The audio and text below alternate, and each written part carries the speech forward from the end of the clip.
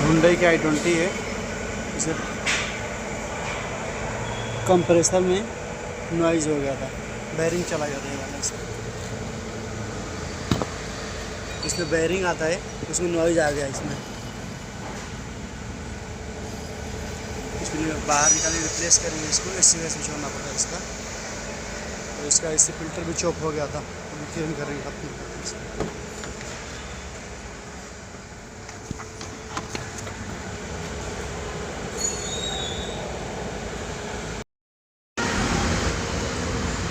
एक क्लीन किए इसे फिल्टर इसका।